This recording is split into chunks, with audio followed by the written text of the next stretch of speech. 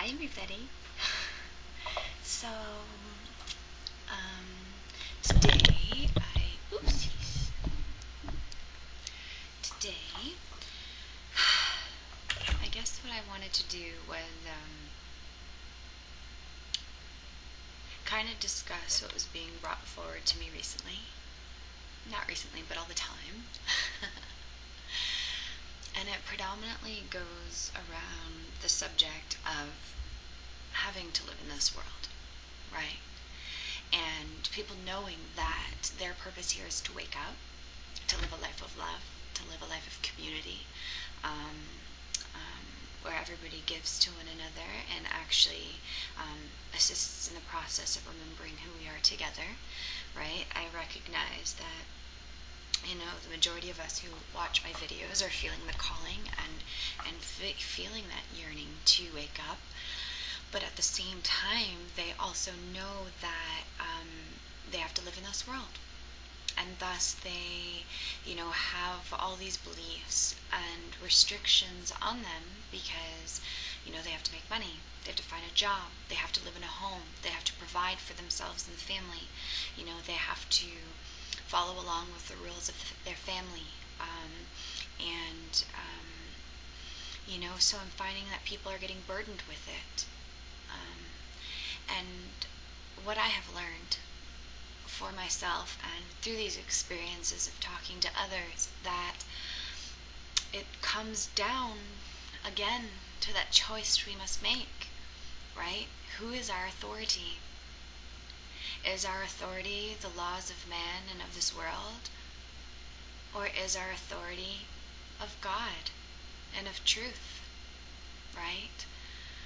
Like we are remembering, especially through the Course, and with our own experiences of forgiveness in our own mind, that this world really is a dream, that this world is an illusion, right? Like this world has been created by the mind that believes itself to be separate, that we created as man, and it's not who we are. This world is a reflection of our sick consciousness, our mind that, wants to keep us as separate and as small and as frightened as possible.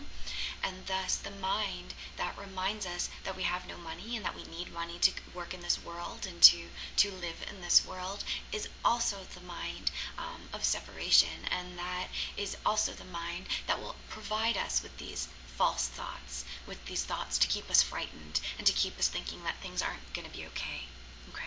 We can come up with all of the stories in the world as to why we have to have a job, and as to why we have to make money, and as to why we have to please our parents, and for all these things. And we can make up all the stories as to what we think might happen once we kind of let go and surrender into the arms of God, into the arms of truth, of love.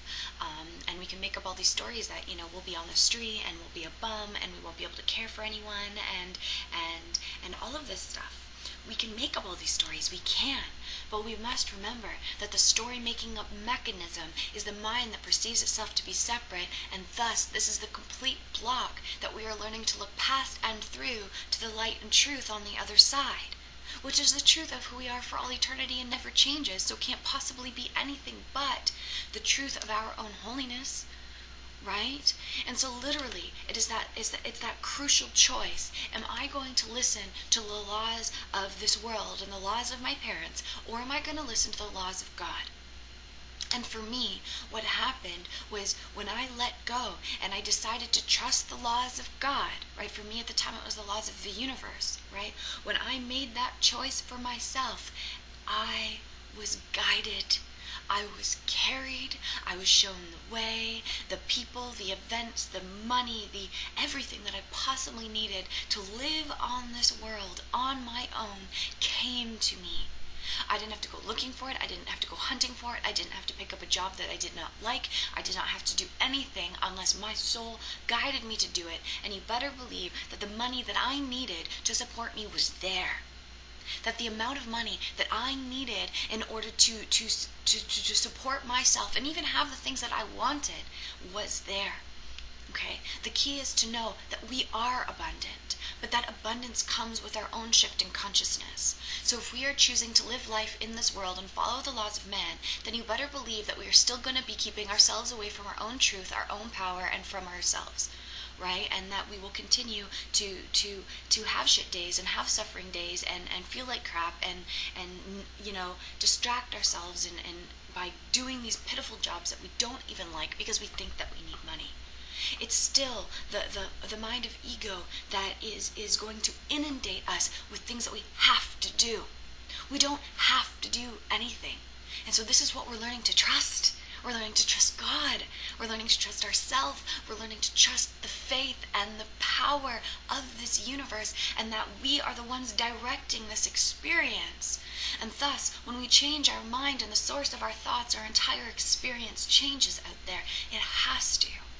It has to reflect what's going on in our mind. So you better believe that when we make that choice to listen to our soul, to listen to our heart, to listen to the voice for God in our mind that is in my mind and yours, that we will be directed, that we will be shown the way, that we will be brought forward opportunities that will allow us to make the money if that's what we need at that time.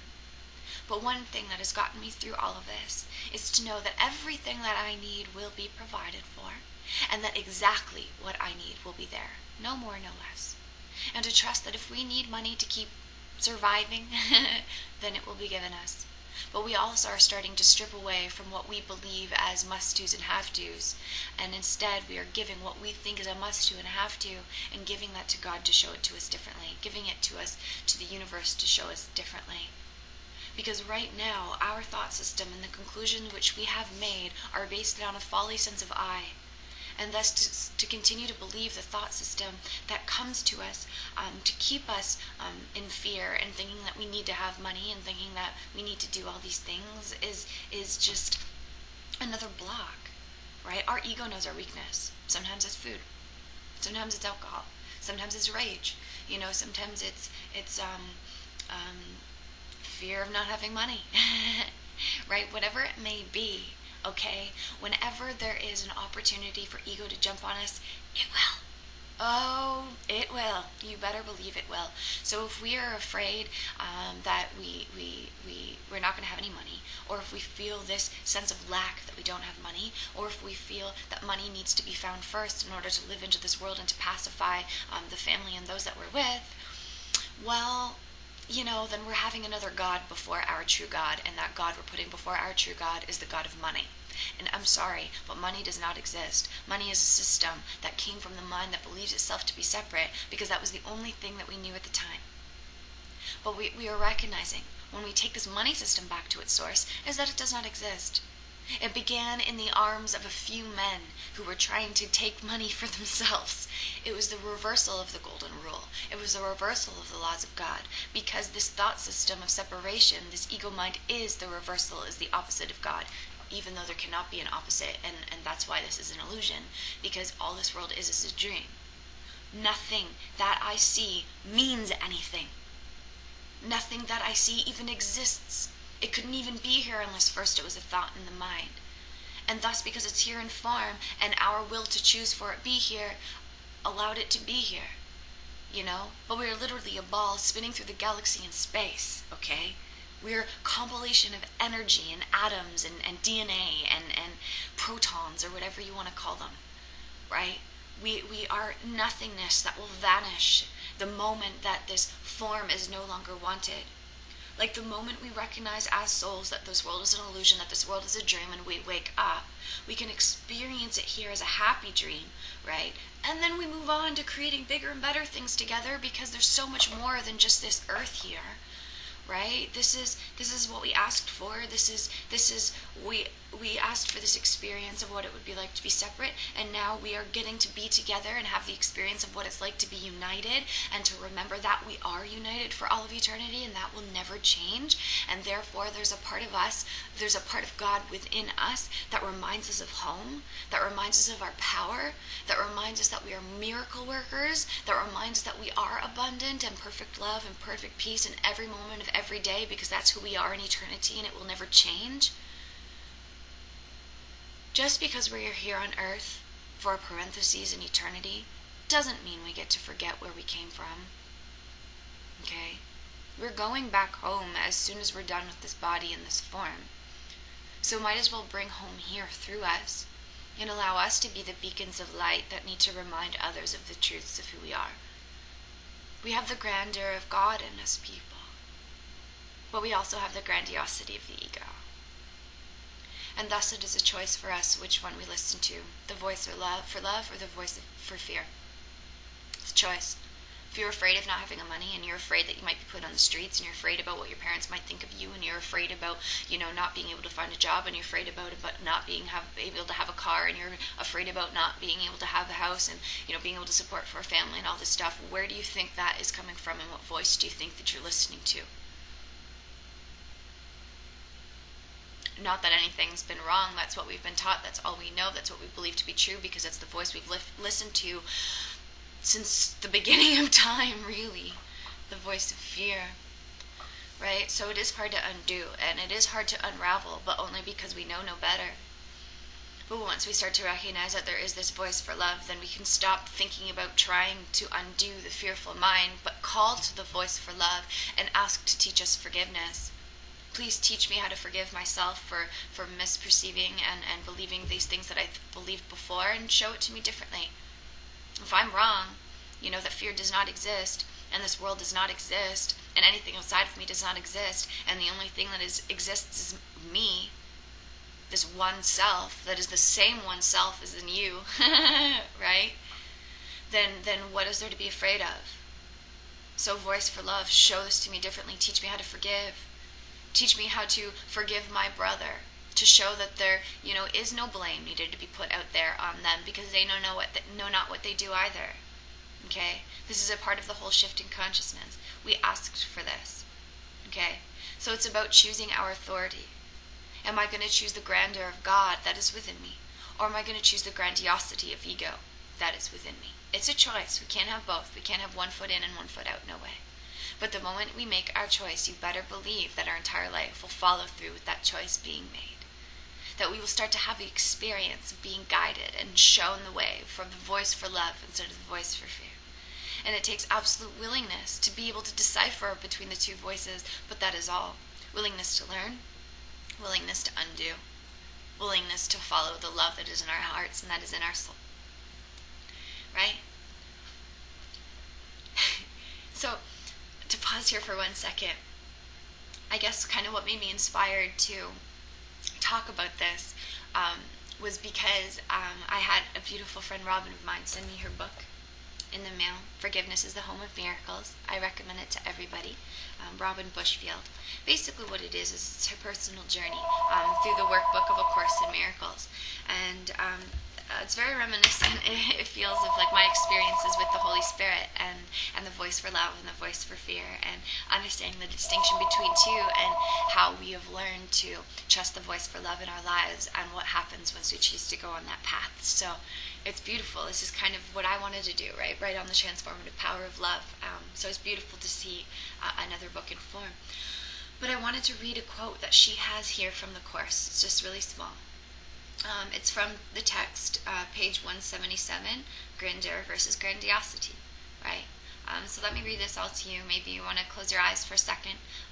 Just breathe and just be present with the words here. Grandeur is of God, and only of Him. Therefore, it is in you. Whenever you become aware of it, however dimly, you abandon the ego automatically. Because in the presence of the grandeur of God, the meaninglessness of the ego becomes perfectly apparent. When this occurs, even though it does not understand it, the ego believes that it is your enemy, and that this enemy has struck, and attempts to offer gifts to induce you to return to its protection.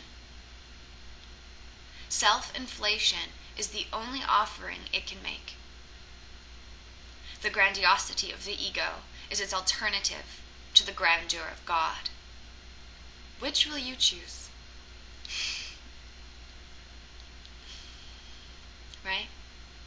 Grandeur of God, grandiosity of ego, both are within us. Both are voices within us, and we hear them chatter back and forth, and we get caught in this box of thought, right? It's because we are choosing to listen to two voices, right? And thus we are split, okay? Thus things don't go our way all the time. Thus we aren't happy all the time. Thus we aren't abundant all the time. Thus we aren't, perfectly peaceful all the time, because we've chosen to listen to voices, right? But now is the time for each and every one of us, especially for you who is listening to this today, to choose. Do you choose to listen to the grandeur of God, to the grandiosity of ego? Do you choose to listen to the voice for love or the voice of fear?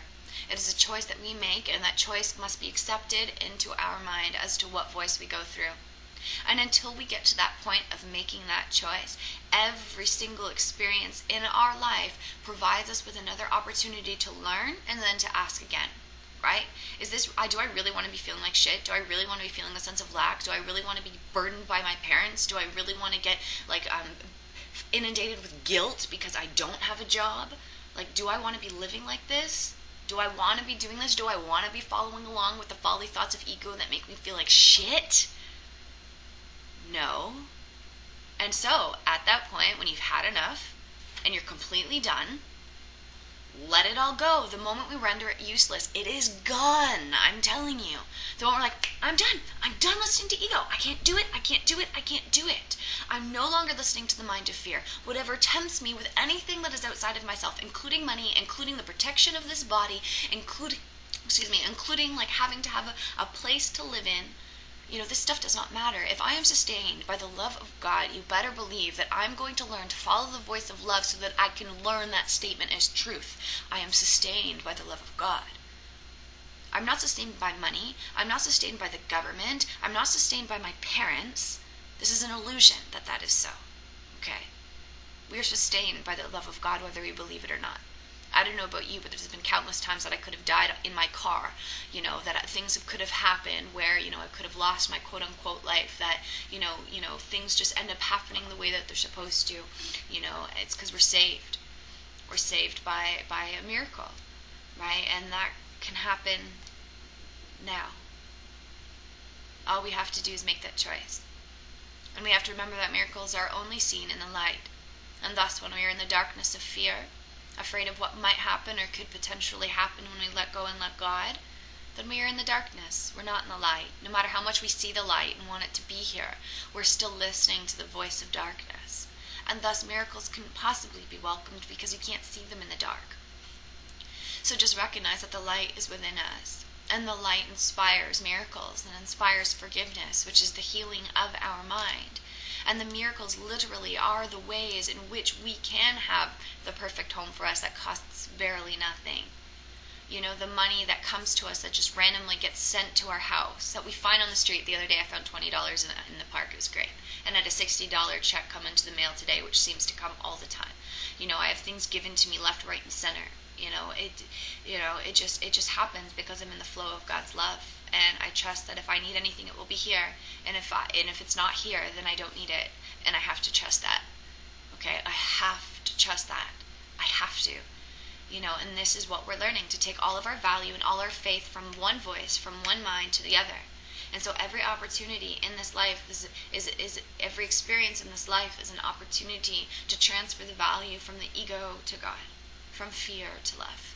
And then once we get to the point when they're completely balanced and we actually get to look at it and see our thought system and recognize this mind of fear is within us and has been controlling us for so long, and we realize we don't want this anymore because there's also a voice for love in us, and I want to follow through with my awakening, perfect peace in my life in this world. Amen. I choose a voice for love, and I choose God, and I choose who I am, and let me follow that path. Done.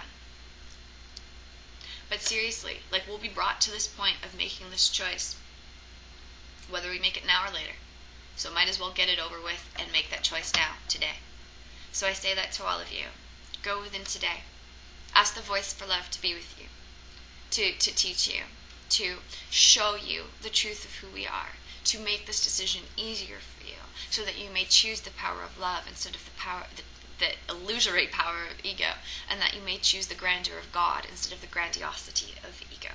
Okay? It is a choice that we're making. And you better believe that the moment you choose that of love, you will be carried, you will be guided, you will have the experiences that you need to have to show you that you are safe, that you are secure, that nothing can go wrong, that you're absolutely abundant, you're perfect love, loving, lovable, and you've done nothing wrong. Completely forgiven. Absolutely innocent. Oh my God, absolutely true. I love you. Thank you, thank you, thank you. So, with that being said, have a great day. And I'll talk to y'all soon. Bye.